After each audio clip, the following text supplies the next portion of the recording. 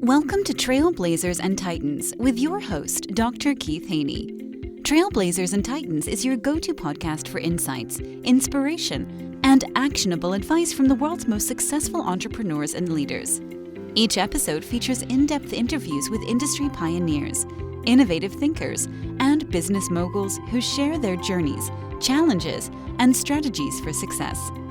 Whether you're an aspiring entrepreneur, a seasoned leader, or someone looking to make a significant impact, this podcast provides the tools and motivation to blaze your trail and become a titan in your field. Tune in to learn, grow, and transform your vision into reality. My guest today is Jamal, also known as Jamal the Maven. His journey is more than a business path, but it's a mission to foster growth, empathy, and community. As a second-generation entrepreneur, he's learned that true success lies in understanding and connecting with people and in the joy of helping others flourish. His experience spans various industries where he embraced the challenges of scaling businesses from the ground up. Whether it's taking a startup from 0 to 10K or guiding a growing enterprise from 100K mark, to the core of his approach has always been genuine connections and community building. We welcome him to the podcast.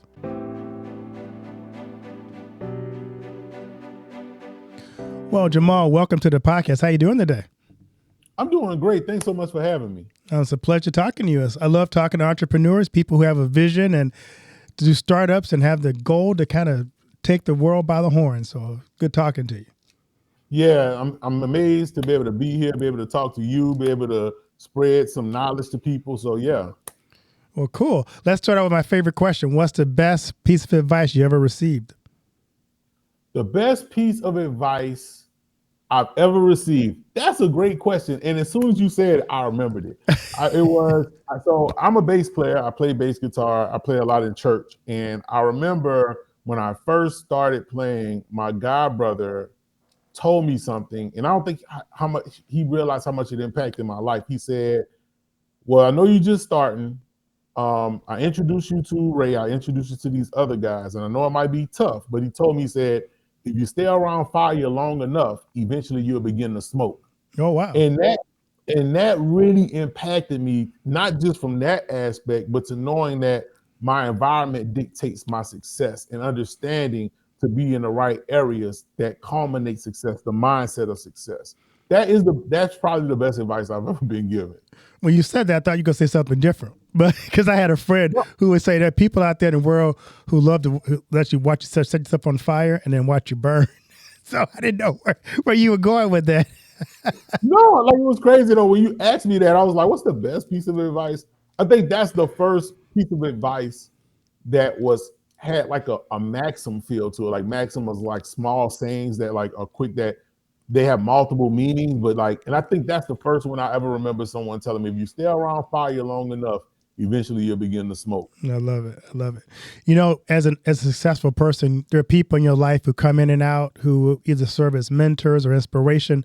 If there are some people you can think of and you want to kind of give a shout out to, who are some people in your life who either inspired you or served to mentor you along the way? Well, first and foremost, I'm going to give a shout out to my mama. My mama, I always love my mama. She's my favorite girl, like the song say. But right. My mom, I'm a second generation entrepreneur, and I learned from her. My mom still has 2 daycares that she operates. She's had a clothing business. She has 11 rental properties. She has had, I'm in Louisiana, so she's had a partner in business with one of my uncles hauling sugarcane. So for me, I grew up in an environment of entrepreneurship. I understood it. So a lot of the things, when I actually started doing entrepreneurial ventures, a lot of the things that people were confused about was kind of like second nature to me, because it was like, oh, I know this. This is not, it's not difficult. Right. So like they always say, my parents' floor was my parents' ceiling was my floor. You know what I mean? So I'm always appreciative to my mom, really. So I know you're from Louisiana. I'm also from Louisiana. Where are you from in Louisiana? I'm from a place called Berwick, Louisiana, which is in the middle of nowhere, but I live in New Orleans. It's in the middle of nowhere. Like we probably got like 3,000 people, maybe max in the city. So it's really like out of nowhere. But I will say this, when it comes to entrepreneurship. So my dad's a pastor, and really growing up in a small community, a small area, you really, and being with ministry and things like that, you understand other people and being a servant of other people and like being able to like talk to them and understand what their needs are. And that at the end of the day, that's really what entrepreneurship is, being a problem solver, like seeing a problem in the world and being able to solve that problem. And coming from a small town, it allowed me to have my mom as an entrepreneur and my dad as a pastor and serving people, understanding how serving people does not mean that you don't have to be profitable, and being profitable doesn't mean you have to like take advantage of people, right? So that's super important to understand. Right. I'm sorry about this. Let me see. Somebody's calling me. I apologize. Sorry about that. Yeah. Yeah, no, that's really important. I think that's that balance of connecting faith and entrepreneurship is really kind of powerful. So I want to ask you a question. Think about your first venture in an enterprise, entrepreneurship. Yeah. What did you learn from that early experience?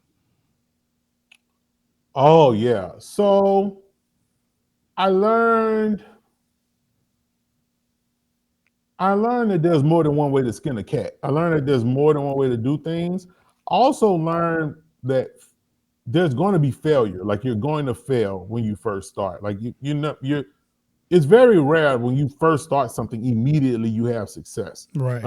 So for me, one of my phrases I always like to tell people, and that I always try to do, is I try to be relentlessly consistent, like just consistent over and over and over, and trying to find the thing that I feel like I can do and keep a steady pace at. Because I think a lot of times people take off like at a dead sprint in entrepreneurship. Right. And when they don't get to the finish line, then they tire out, they get fatigued, I don't want to do this anymore.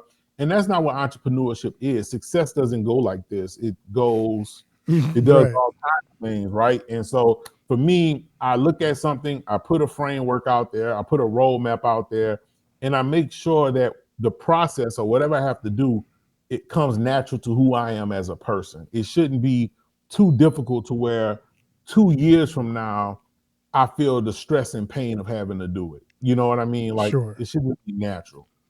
How do you, as you're thinking about starting a business and being an entrepreneur, how do you determine what you should start a business in? Is it based on your passion, your expertise, circumstance? Is it a combination of all those things? So I think I'll say two things about that. I would say first, you need to understand your values as a human being, right? Right. Like knowing who you are. Like, what are my values? What do I stand for? What do I not stand for? For me, I stand on empathy, community, and holistic just life, like just living life from all aspects. Those are my values. So when I'm trying to find my people, or the people who are going to support me, they're generally going to have those same values, right? Right. Whatever product or service I put behind that is that people buy people, people don't buy products, right? And you got to remember that. That's why Nike got Jordan. And when people bought Jordan shoes, they didn't buy Nikes, they bought Jordans, right? Right. You always got to have a mindset that people are going to buy you long before they buy the product. And so you got to understand who you are. Then you have to understand microeconomics, supply and demand. You got to say, you can't say that, oh, my friends over there selling t-shirts, I'm going to sell t-shirts. Well, nobody said they wanted to buy your t-shirts, right? Nobody told you that, like at all. So why are you even trying to sell your t-shirts? You should find what you enjoy, what you love, and look at it, or talk to people and see what problems that they see in the world and see if you can have the solution for it. So for me, let's say, for instance, let's just say I wanted to start a grass cutting business. This is my favorite one to talk about. So if I wanted to start a grass cutting business, I'm not going to go buy the lawnmower. I'm not going to do none of that stuff. I'm going to go and say, okay, let me go ask 200 people if they want, if they need someone to cut the grass. And from that particular standpoint, if I find 200, if out of the 200 people, let's say 20 of them say they want their grass cut, right? I'll say to those 20, okay, look, your yard, you're typically getting charged $75 to get your grass cut, right? Look, if you invest in my business right now and you give me $50, I'm going to make sure for the next 2 years your grass is cut at $50, right? So If out of those 20, 10 of them give me the $50, then that's $500, right? Right. Now I'm gonna go buy my lawnmower. I'm gonna go buy my weed eater with that money because those people invested in me, and I got 10 people that I'm gonna cut for $50, but everybody else I'm gonna cut for 75. But I didn't have to come out of my own money to fund the business, right? Right. So understanding supply and demand, going out there, but also remember, I had that 180 people told me no. Right. And that's the key. Like the key is 180 told me no. And I got to deal with that emotion of being told no 180 times in order for 20 to say yeah, and then for 10 to actually invest. And it's just a volume game. It's just going out there, putting yourself out there. Now, the next 200 I ask, maybe 30, 40 will say yes, because I'm mastering the skill of communication. I'm mastering the skill of understanding the needs of people. And that's what entrepreneurship is, understanding the fears, the desires, the frustrations, and the passions of the people that you're trying to sell. If I know what your goal is, then I want to give you that.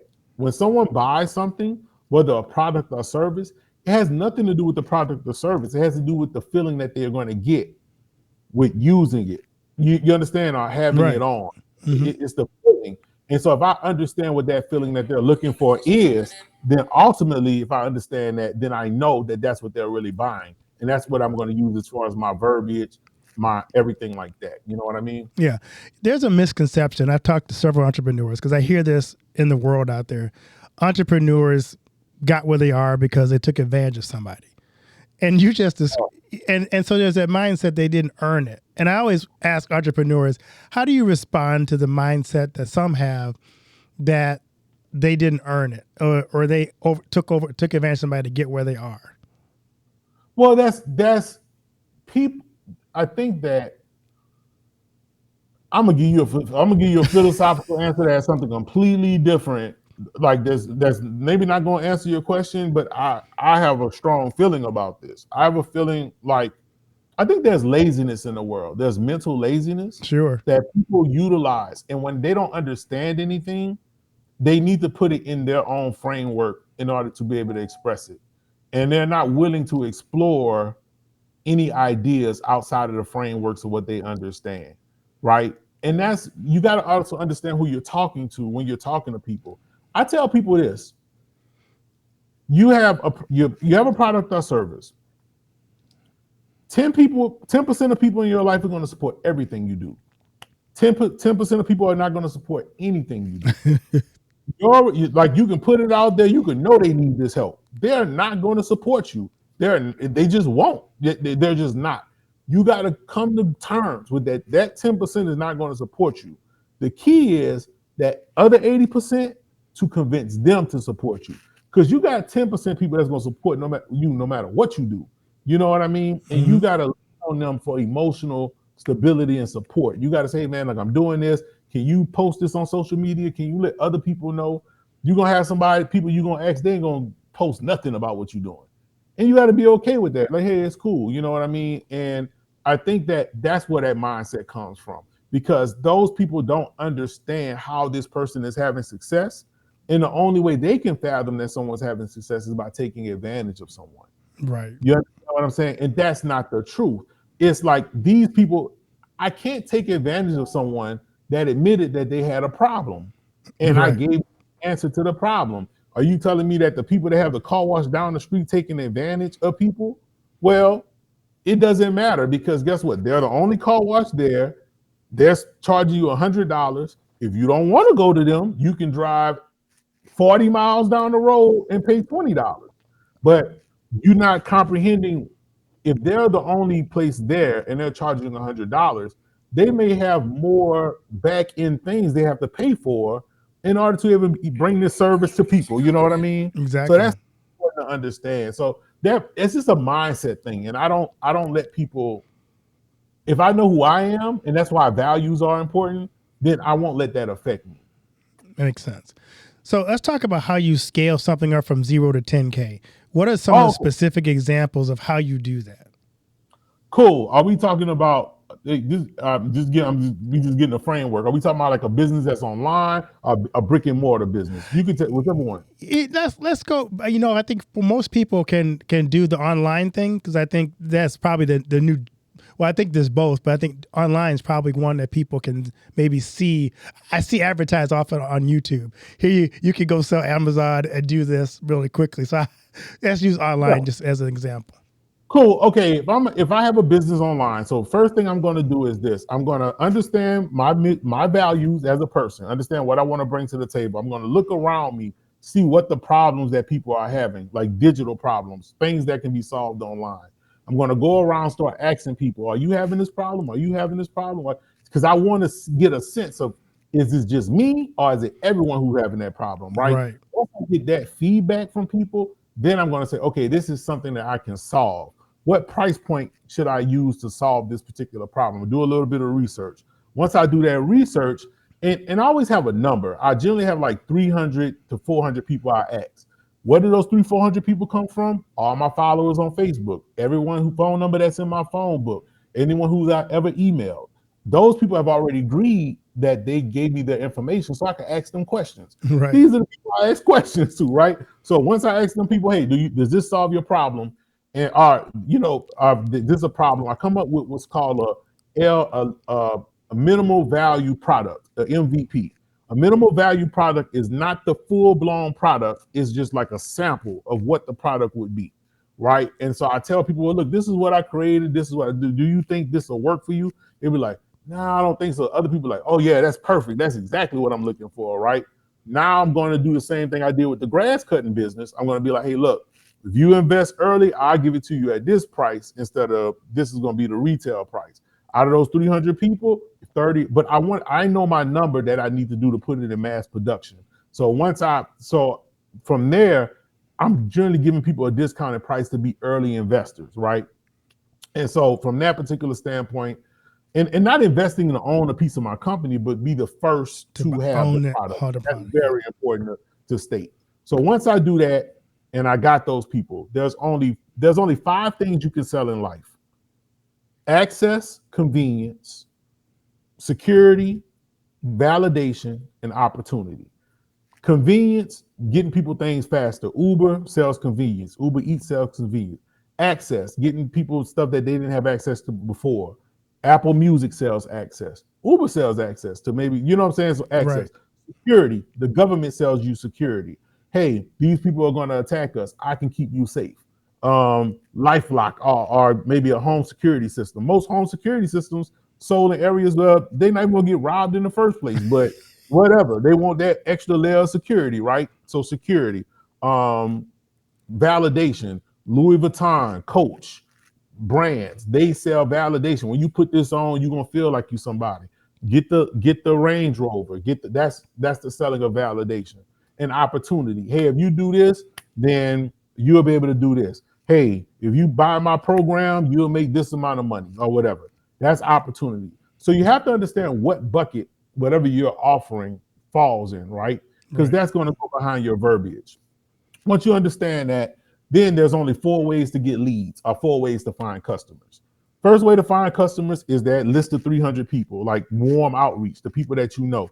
Hey, I'm starting this online signature company where I'm a great penman. Everyone knows my penmanship. I'm going to make your signature into a logo. If you're interested in this business, then are you know anyone who's a realtor? Do you know anybody who's a lawyer? Do you know anybody who's a doctor who this would truly benefit? Now, if they are a lawyer, doctor, or realtor, they're going to say, yeah, I want that, so I'm going to buy it. If they're not, and the reason I didn't ask those people to buy it initially is this is the reason why. If I name the people who this directly correlates with, when they're out and about and they're talking to people and they're talking to another lawyer and they say, yeah, I'm starting a business. I know this guy that's doing actual logos for lawyers, right? So now I'm at the top of mind when communication happens. That is warm outreach, right? And so you always got to understand how you ask people stuff is super important. Second way to do it is social media content. Putting out content, letting people know why your stuff is important, why it's big, this, and this. People are going to comment underneath. You always want to reply to their comments because you're getting feedback about what their desires are. Once you get enough feedback, then you can start doing the third one, which is running ads.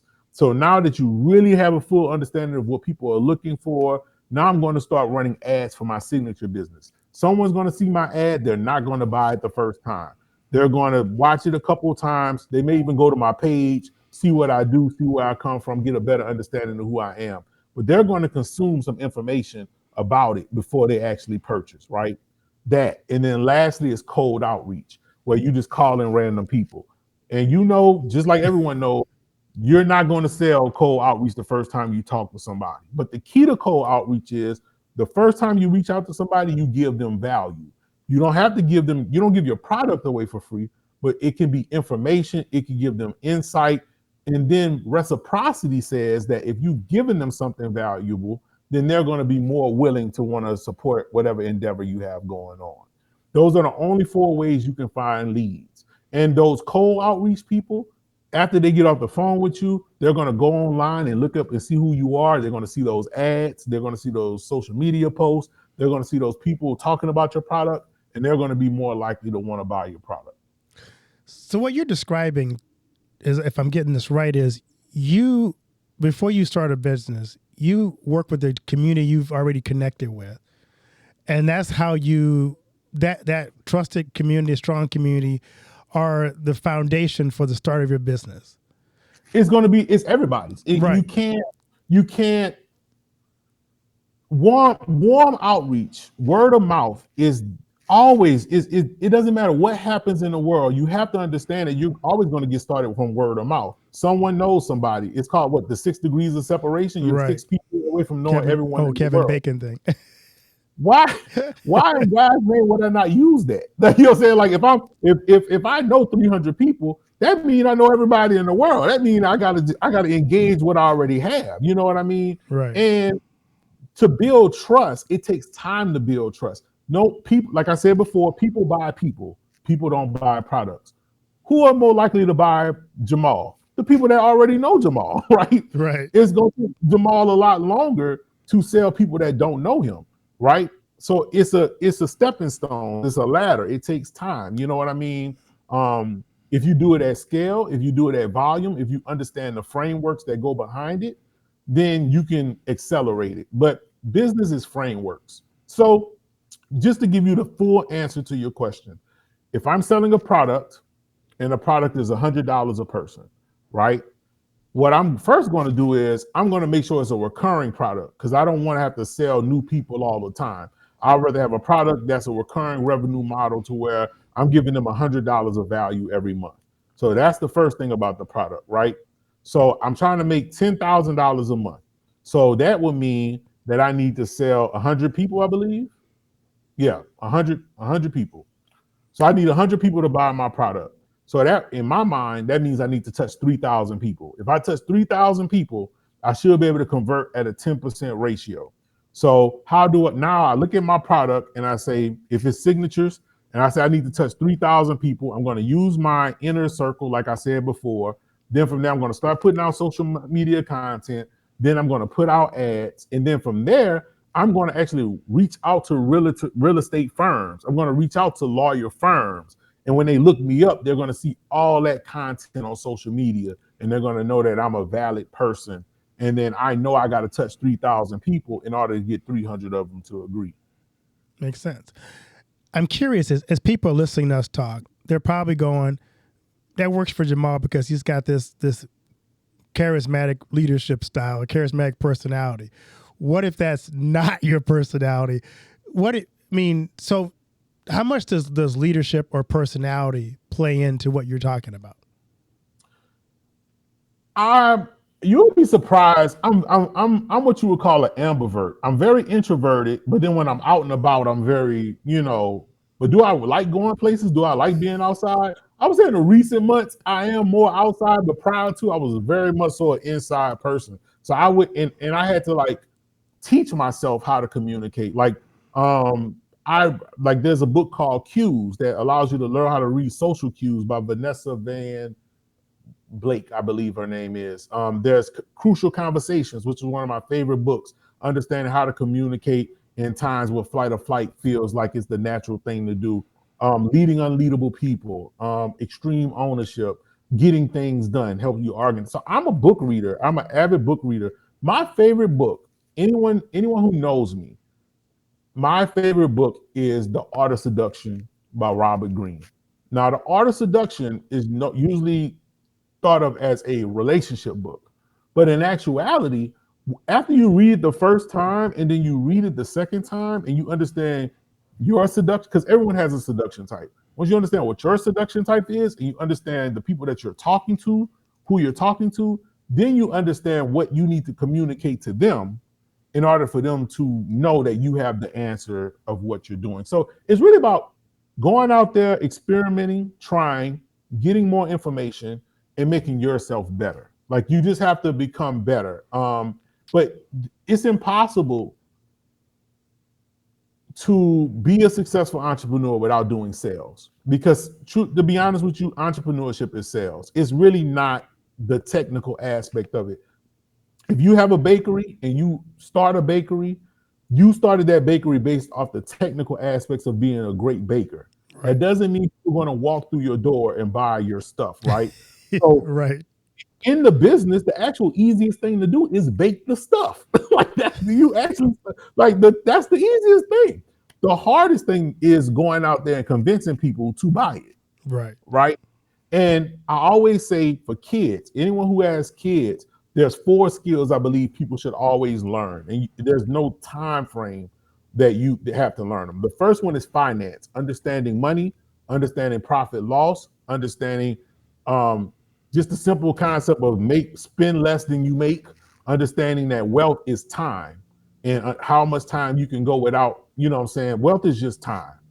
Some people are in the negative, some people in the positive, right? Right. So fine. The second thing is leadership. Just because you know how to flip burgers don't mean you know how to teach somebody else how to flip burgers. So you got to make sure that you're a quality leader.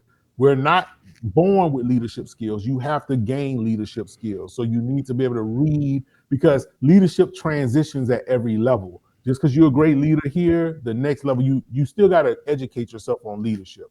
The next one, and the most important, is sales. You have to understand sales. To understand sales, you have to understand the psychology of people, how people think about things, how people see the world. And you have to get out of yourself in order to look at other people and say, how is this person seeing the world? How can I improve their livelihoods? How does my product help with that? Once you master sales and you sell to 10 to 15 people, then you take that same messaging, you package it up, and you put it out in marketing to the mass. And marketing is the 4th most important thing you need to learn. So finance, leadership, sales, and marketing. So once you learn those 4 things, those 4 traits and skills, whatever entrepreneurial venture you go out into, you should have success. I love that. So for those people who are listening going, I want to do this, I want to be an entrepreneur, but I'm not sure I have the skill set. You just gave us really 4 points that are important to keep in mind. What would you say is the hardest one for most people to master? Sales. Yep. And it's not really the sales, it's rejection. Oh, yeah. It's overcoming rejection. That's 100% of what it is. Like, it's very difficult. Like, it's really hard to deal with that. And you know, people, you know why? Because people always feel like you're rejected, like they're being rejected by... The rejection is personal. It's personal. People take it personal. You know what I'm saying? And right. It's really not personal. It's just like, in that moment, you don't have what they need. That's all it is. You know what I'm saying? And you just got to be okay with that. Like, it's fine. It's fine. There was a speaker I heard who decided he had a fear of rejection. So he went on a campaign to ask people for things he knew he was going to get no, to hear the word no. Yeah. And he was surprised by how many people actually said yes. Like he went to a donut shop and said, I want to get a dozen donuts, but I want to pay for a dozen donuts, but I want to get 14 donuts. Yeah. And they said, oh, sure. And he's like, oh. And so he just started asking more and more things, and he got less and less no's. But he wrote a whole book about, you know, the fear of not waiting to hear people say no. So it's kind of interesting that you mentioned that. Oh yeah, you have to.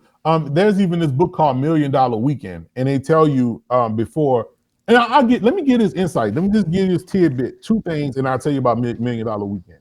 $2,763 a day, I believe.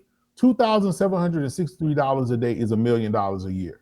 So if you're trying to make $1 million a year, you're trying to build something that does that. Secondly, there's 8,760 hours in a year. So when I think about making money, I think about making money within 8,760 hours. That means that I'm thinking about making money in my sleep. So I'm trying to create something that generates revenue that's not dependent on me, right? Right. And also it has to generate $2,763 or whatever. So understanding those frameworks helps you understand what you're trying to create. $1 Million Weekend, he tells you to start your business off by asking, just walking on the street and asking people for $1. Right? You know who have the greatest less fear of rejection? Bums. Bums, no, they don't fear They rejection. don't care, right? They don't care. You might want to go have them start selling whatever you sell. They gonna get rejected. Put them in a nice suit, get their hair done, and say, "Man, go sell this." And I'll give you, But I'm just saying, like, you have to get over that. You have to overcome that, and you have to understand that at least your first 10 people are going to tell you no, and that is why it's so important to talk to the people that's closest to you first, because they're less likely to tell you no, right? But if you go out there just straight talking to strangers, they don't know you from anybody. They're not going to buy you. And they have to be buying you. Like, that is so important. People do not understand. Kylie Jenner was the youngest billionaire in the world. She's a Kardashian. People were like, "How is she the youngest billionaire?" Well, people seen her grow up on TV, right? And she built a following from growing up on TV. Everybody and their brother knows she knows nothing about makeup. But guess what? When she came up with a makeup line and put it in Sephora, and them little girls went into that store and seen that, and they came up with her, they were not buying the makeup. They were buying Kylie Jenner. You understand what I mean? Right. People buy people. People don't buy products. And you have to understand, or we buy ideals. Like an example, I see something out there is great.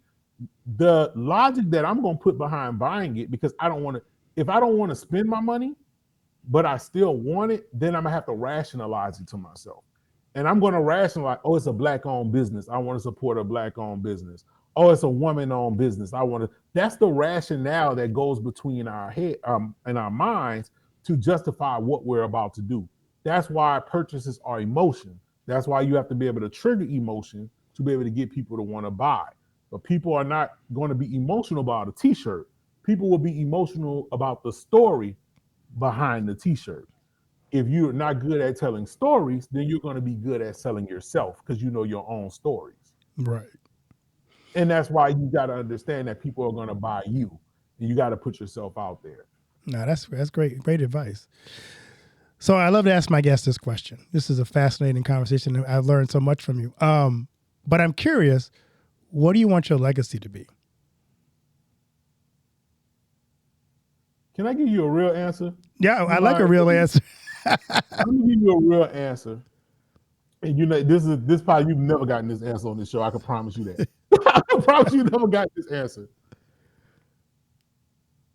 I believe legacy is a fallacy. I don't believe in legacy from that particular standpoint. I believe the Queen of England died 2 years ago and no one talks about her, but she is the greatest leader in English history, right? In their country's history.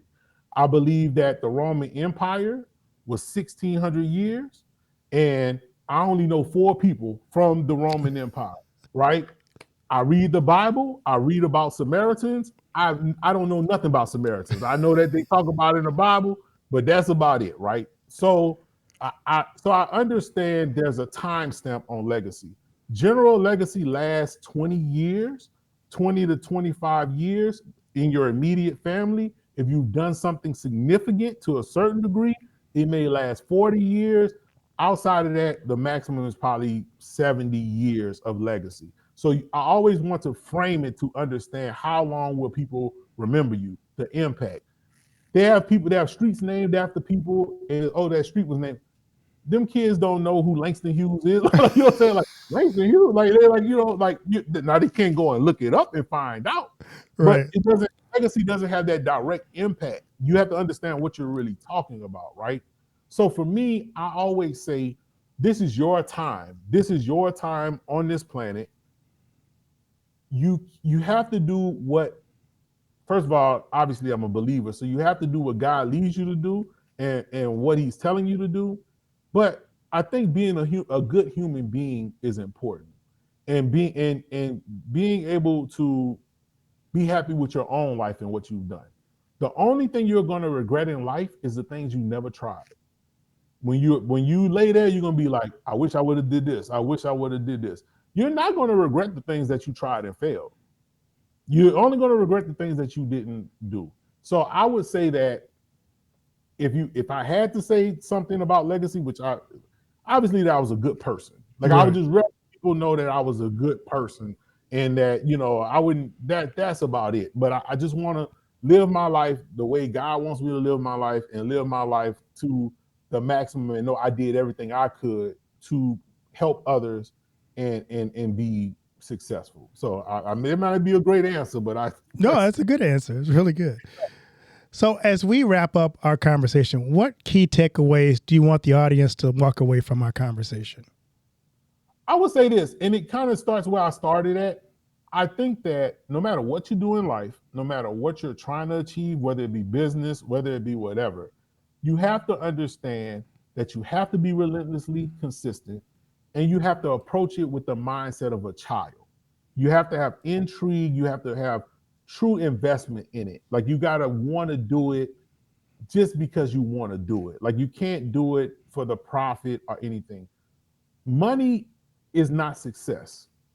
Money is the benefit of the success. The success is what you did. You just got money because you did it, right? Right. So always remember that that's just the benefit. The true success is what that was that you did. And so and whatever it is that you did, it has to be sustainable and you have to be able to be relentlessly consistent. So you have to approach it like a child. Like, oh, I'm playing basketball. I love basketball. I can do this all day, right? And your mind is not, oh, I have to be relentlessly consistent at playing basketball. It's like, I love playing basketball. And so whatever you decide to do, you just have to have the joy of a child when you're doing it. Right. Is there anything I haven't asked you that I should have asked you? Oh yeah. So look, I'm Jamal the Maven. I have a online community called The Funnel Factory. This year is the end of the year, so I've been doing my calculations. In the Funnel Factory itself, it started in March. I want to say my members have generated roughly about $93,000 to date, like just in their different ventures and the different things that they've been doing.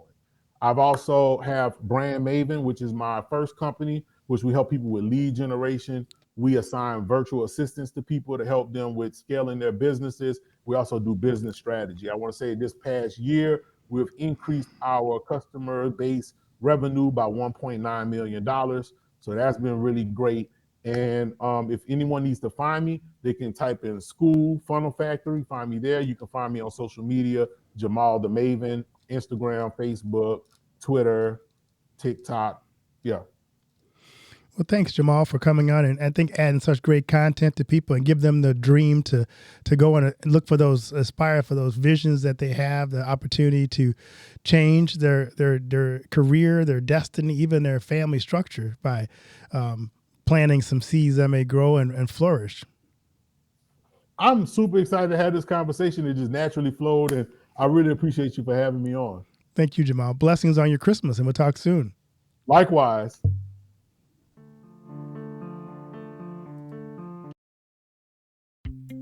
Thank you for tuning in to this episode of Trailblazers and Titans. If you enjoyed our conversation and found value in the insights shared, please subscribe to our podcast and leave us a review.